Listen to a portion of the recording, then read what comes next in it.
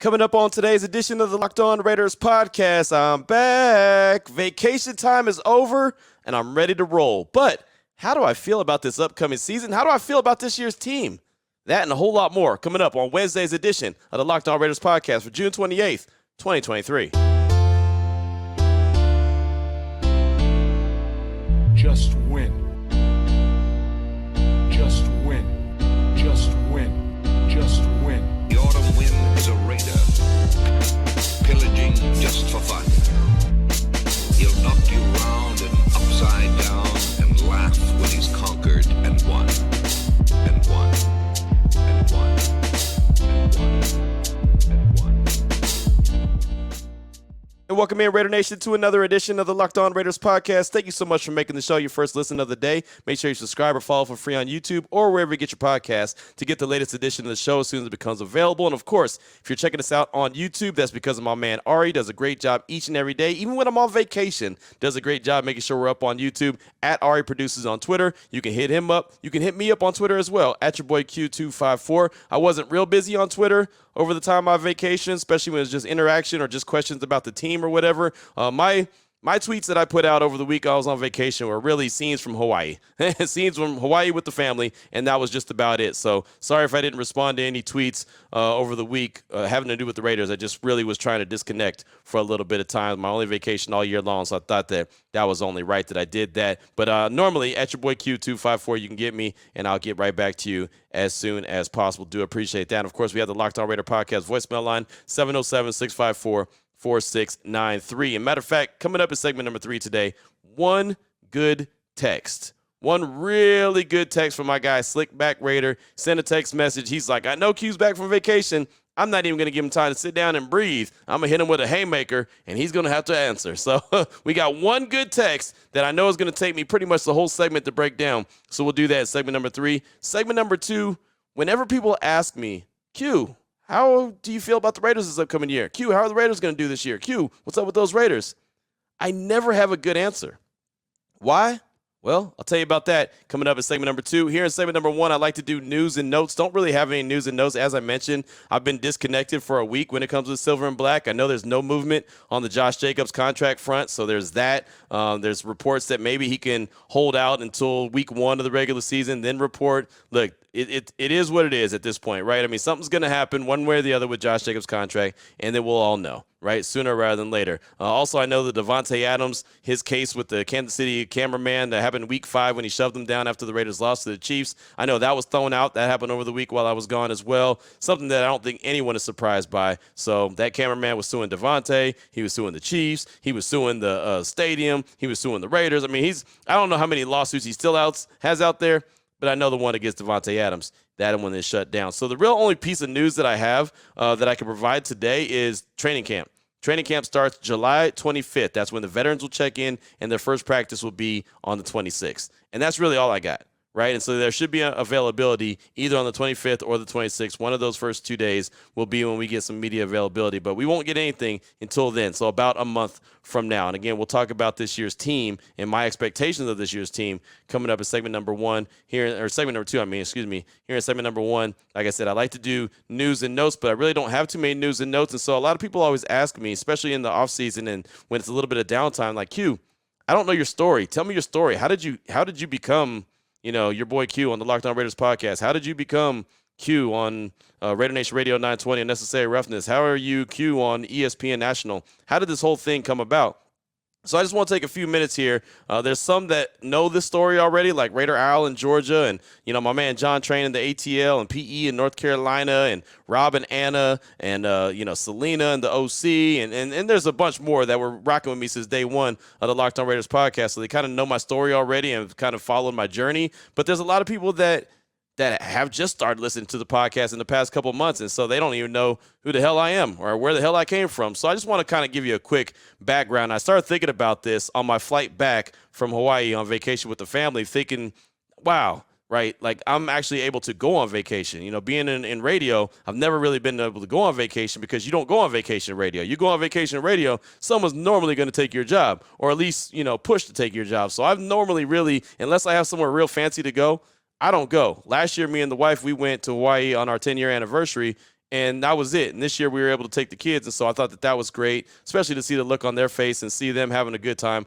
Thought that was awesome. So on the flight back, I'm thinking, man, this is all really started when I was in Central Texas. And I was in Central Texas from 2010 to 2021 until I moved to Las Vegas to take over the Las Vegas Sports Network, Raider Nation Radio 920, ESPN Las Vegas, Fox Sports Las Vegas, and also 12:30 a.m. The Game. But how did it all start? Where did it all come from? Well, I was doing this podcast. I started doing this podcast with James Arcelana from Oakland, and I was in Central Texas, and I was covering the Cowboys and Baylor and the Rangers and everything Texas related, the Spurs, the Mavs, the Rockets, just everything, college sports, high school sports, everything. But it was great. I was working at ESPN Central Texas. Everything was good, but I wanted to get a Raider fix. There wasn't a Raider fix out there, I didn't think. There was not enough Raider conversation going on. And I'm in Central Texas, so it's not like I could just jump on the radio and start talking Raiders every day. Right? That wasn't our bag. Nobody in Central Texas cares, right? Or at least that's, what they'll tell me. So I might have pushed back a little bit, but okay, that's another conversation.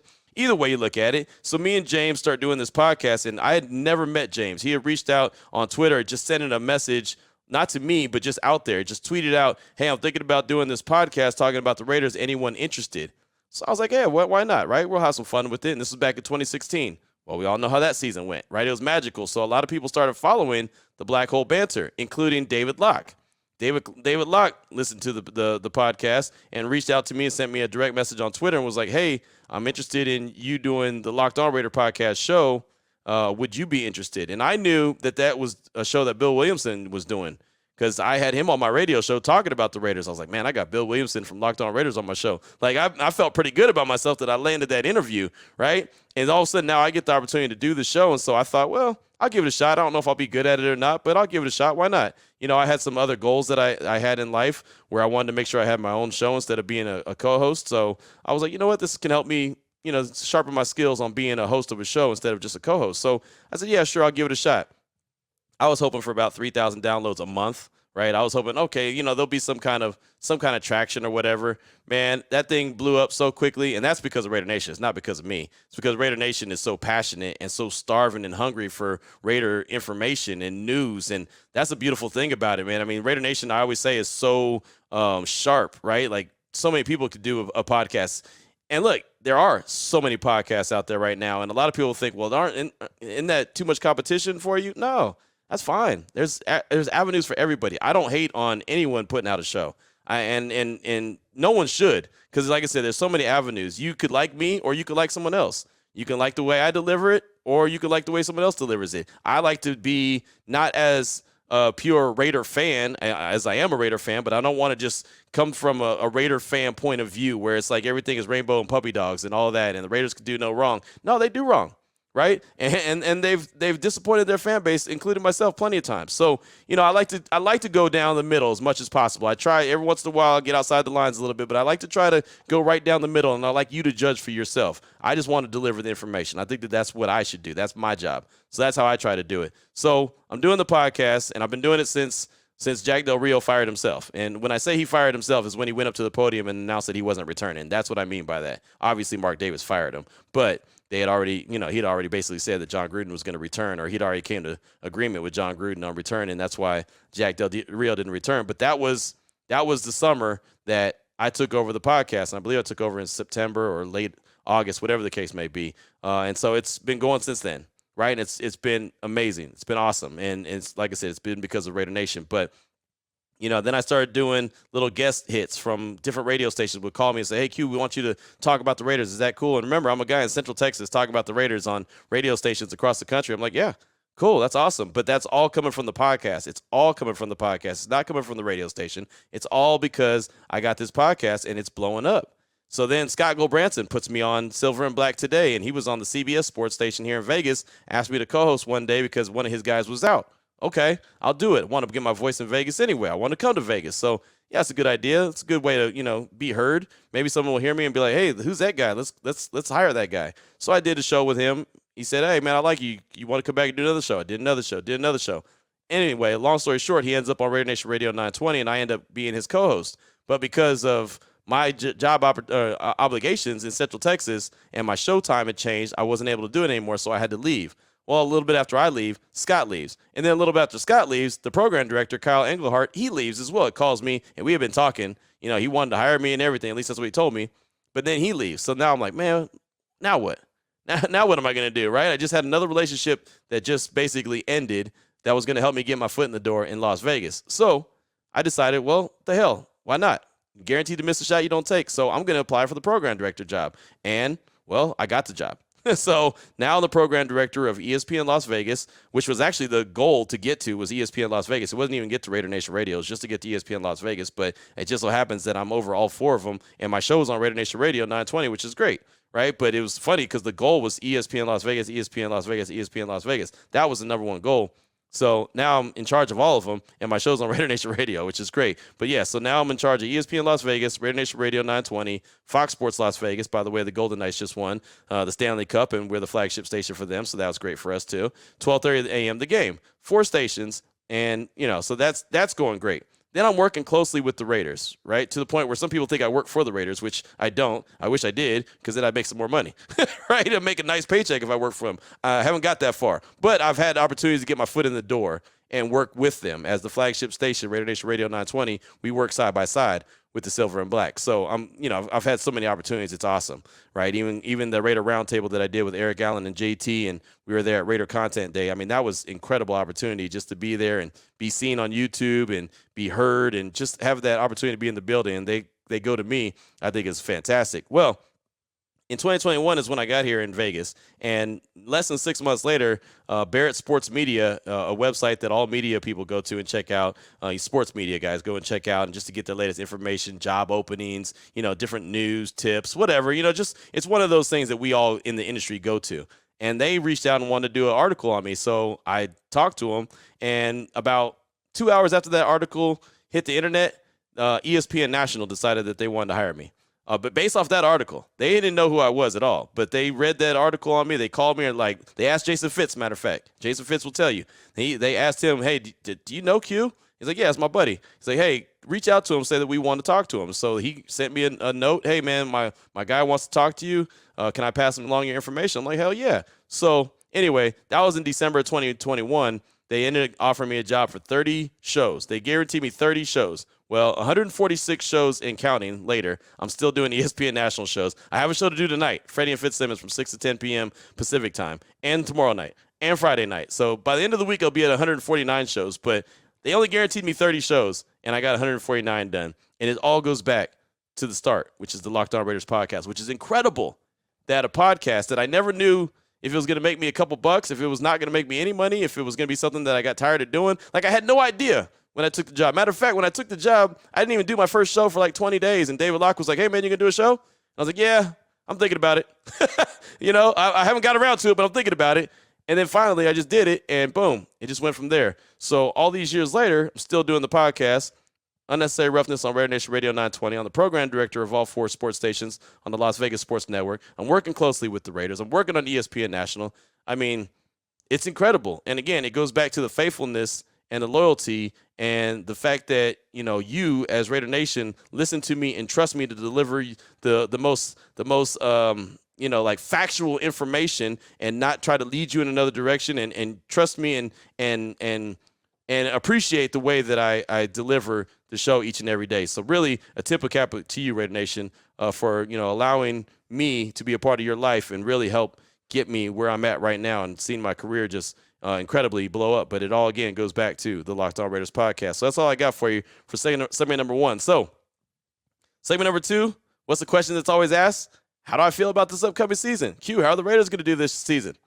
I'll tell you about it coming up in segment number 2 after I tell you about the title sponsor of the show, which is FanDuel. If you take your first swing at betting Major League Baseball on FanDuel and get 10 times your first bet amount in bonus bets up to $200. That's right. Just bet $20 and you'll land $200 in bonus bets, win or lose. That's $200 you can spend betting everything from the money line to the over-under to who you think is going to hit the first home run, all on an app that's safe, secure, and super easy to use. Plus, when you win, you can get paid instantly. There's no better place to bet on Major League Baseball than FanDuel, America's #1 sportsbook. Sign up today and visit FanDuel.com/lockedon to get $200 in bonus bets. That's FanDuel.com/lockedon. FanDuel, the official partner of Major League Baseball. All right, Raider Nation, here we go. Segment number 2 of today's Locked On Raiders podcast. Want to talk about this upcoming season. Training camp's about a month away. Starting July 25th is when the veterans report. Then the first day of practice on the 26th. And, normally after a season gets wrapped up, every fan base, I'm not just talking about the Raiders, but every fan base in the NFL gets excited about what their team's going to do the next year. Only one team wins the title, but one team is the runner-up. Other teams start to get on a little bit of a roll, and so you start to feel like, okay, they're going to take what they did at the end of the season and build off of that. Or you see something to like, or that team goes out and makes a big move in free agency, the draft, they fire a coach, I hire a coach, whatever the case may be, right? Something happens every single offseason with every single team across the NFL that gives them hope for the next season. Not saying it's Super Bowl hope, but it always gives them hope to, okay, this team is going to be really good. For example, the Raiders made the move for Davante Adams last year. I remember recording a podcast. I was recording the Friday edition of the Locked On NFL podcast with Chris Carter when he interrupted the show and was like, Q, you've got to stop right now because the Raiders just acquired Davante Adams by way of trade. And sure enough, we looked down, Shefty's report was there, and I knew then, it was a Thursday evening, and I knew then, all right, I got to go do something else more important than this show right now because there's breaking news, and that's huge. So with that being said, I just remember how big that was and how much that made me feel like, man, this team is going to be able to compete with anybody in the NFL. What offense is going to be better than the Raiders, right? Derek Carr reuniting with Davante Adams, college magic that they used to make. Also, you have Darren Waller, you have Hunter Renfrow, you have Josh Jacobs, you have a better play caller in Josh McDaniels, a guy that's been proven to be a really good play caller, not a really been proven to be a really good head coach. He's got to prove that. But you know that he's been able to get it done. Man, he's going to be able to help them in the red zone. So much to get excited about. I remember the conversations like it was yesterday, and I remember saying they'll have a puncher's chance with anybody. They could score with anybody. The question is, can they stop anybody, right? But they're still going to win a lot of games because they're just going to outscore teams. Well, 6-11 later, right? We all know how that went down. Derek Carr is now a New Orleans Saint. Darren Waller is now a Giant. Hunter Renfrow is still on the team. Right, but there's been plenty of conversation about him. Josh Jacobs is without a contract. Davante Adams has done a really good piece in the Ringer with Miriam Fader and then had to come out and explain why he did the piece and what the piece was all about and that he's not angry at the organization. Like, it just seems like so many things have happened. And then the Raiders go make their moves in the offseason, right? I just talked about the losses, but they go make their moves. Their big signing wasn't a big-time free agent that everyone's excited about that they want to rush out and go get their jersey. It was Jimmy Garoppolo. And where he has a history of winning, that's cool. He also has a history of injury, and that's what's scary. That's something I've been talking about before he even signed with the Raiders, that if they sign him, that he's always going to be a question mark. Is he going to be healthy? And then they go in the other free agents that they bring in. Jacoby Myers, I like him. I think he's going to be a really good player. Like, I look at the offense, and again, this goes back to Jimmy G. I look at the offense, and I'm not concerned about them at all, right? I know Darren Waller's gone. Michael Mayer's there. He's not Darren Waller. Don't get that twisted. But he's a guy that can produce in the red zone. But it always is going to go back to, is Jimmy healthy?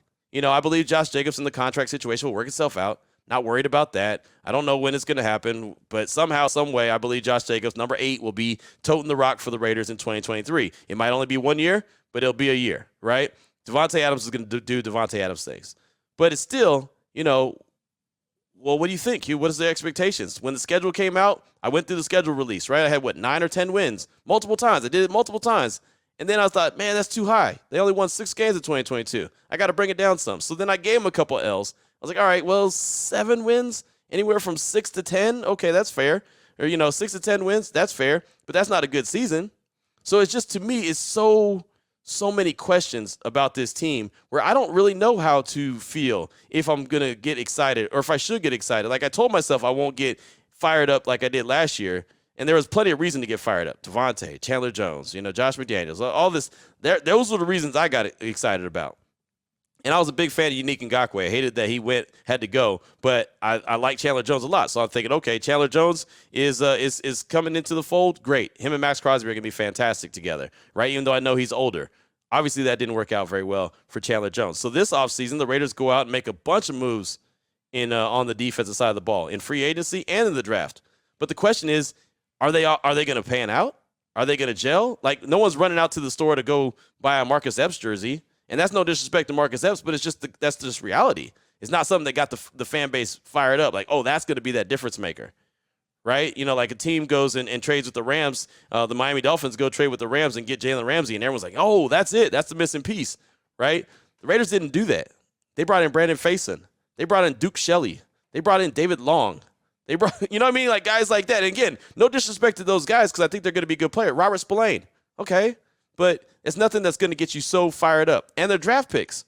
You know, I was in Kansas City covering the draft. Were they going to go get their franchise quarterback? Were they going to get that guy to get everybody fired up? Oh, no, they didn't. They went and got Tyree Wilson. Okay, good player. We know he's banged up right now with coming back from that foot injury. Hopefully he's back for training camp on the 25th.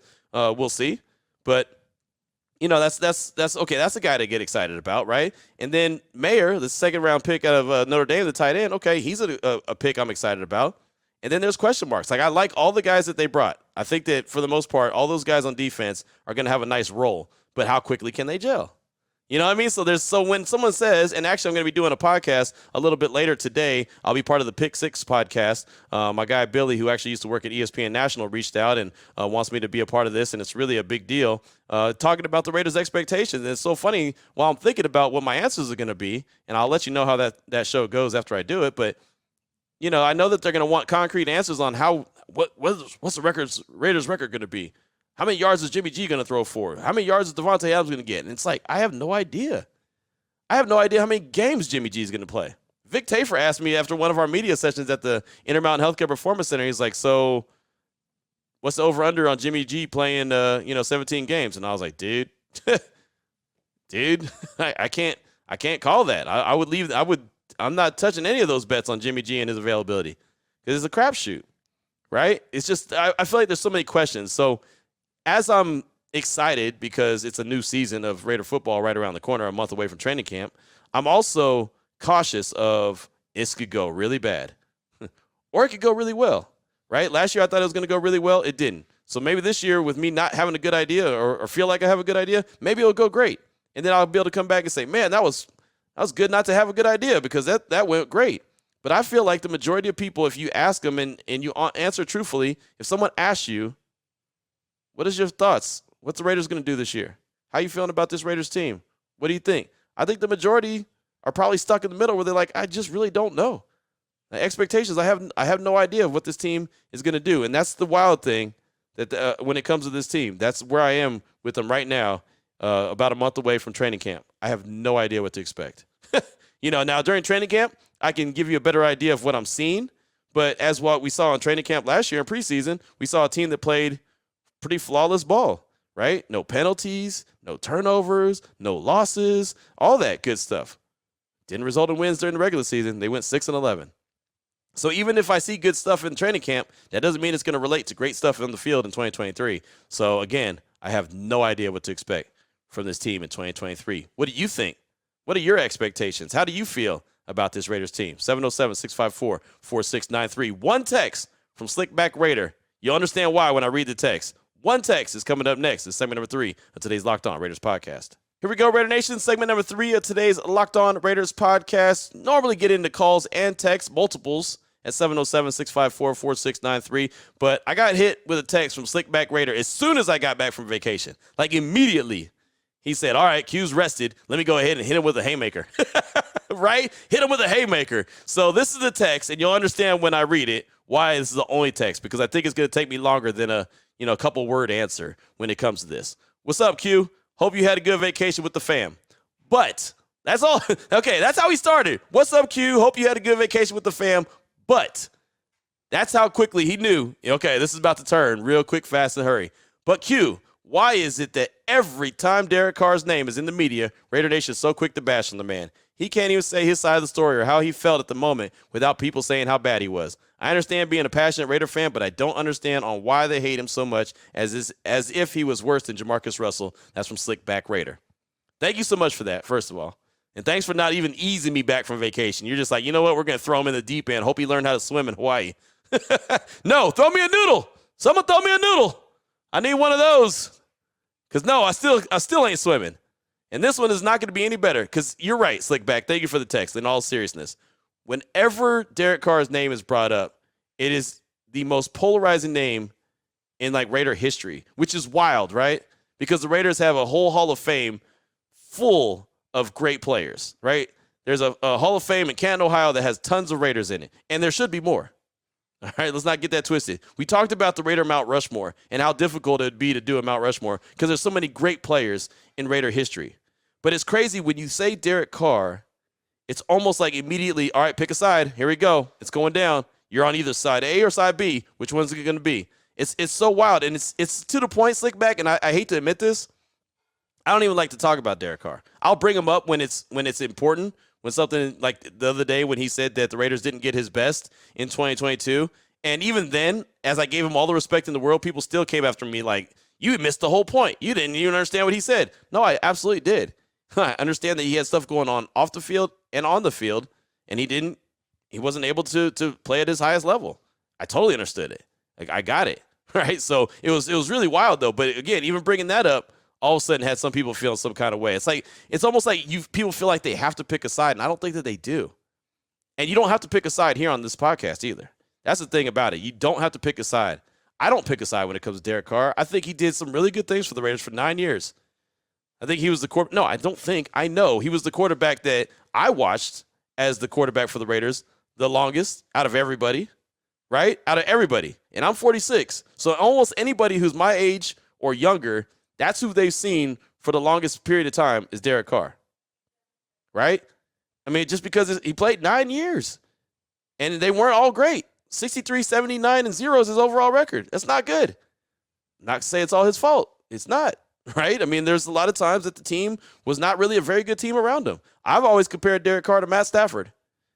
And that's Matt Stafford with the Lions, not Matt Stafford with the Rams. The Rams, obviously, he won a Super Bowl. But with the Lions, he was 74, 90, and 1. He wasn't very good. His teams weren't very good. But he did the best he could. And he had Calvin Johnson, who was a hell of a player that, the Raiders could have had too. It's another conversation, but they didn't. They didn't get him. But, I mean, it's so crazy. Like, there's so many different things that you could say about Derek Carr. I could compliment him for 10 minutes on this show, and someone would come back and be like, man, you gave him way too much love. And I could bash him for 10 minutes on this show, and someone would be like, man, you're a hater, right? I mean, it's so wild. So it's like you have to really pick and choose how you say and respond about him because the fan base is so divided. And there's actually people out in the fan base, believe it or not, that think that I'm someone who tries to divide the fan base. Like, I've literally been told that. There's guys that listen to this show that say Q is part of the crew that is trying to divide the fan base, which is the furthest thing from the truth. But that's another conversation. It's just it's so wild that if you don't have a super strong opinion one way or the other on Derek Carr, it's like you I don't know. It's crazy. But what I'll say, again, 9 years, he stabilized that quarterback position. He did a lot of really good things. He did some things that made you scratch your head, right? But he did some really good things for the team. And so, it just kind of is what it is. They're done. The other thing about it is, as you mentioned, Jamarcus Russell, right? Everyone knows Jamarcus Russell was a bust. Just like everyone knows Darren McFadden was a good player that couldn't stay healthy, couldn't his toes, right? Everyone knows that. Let's see. Who's another guy that everyone has? You say Tim Brown. Everyone knows he was a hell of a player, right? He's a Hall of Famer for a reason, right? There's certain guys that you can say their name. Charles Woodson, Hall of Famer. Great. Garyon Conley, bust, right? I mean, so we can all agree on that. That's my point. We all agree on these players. Damon Arnett, bust. Henry Ruggs, terrible story.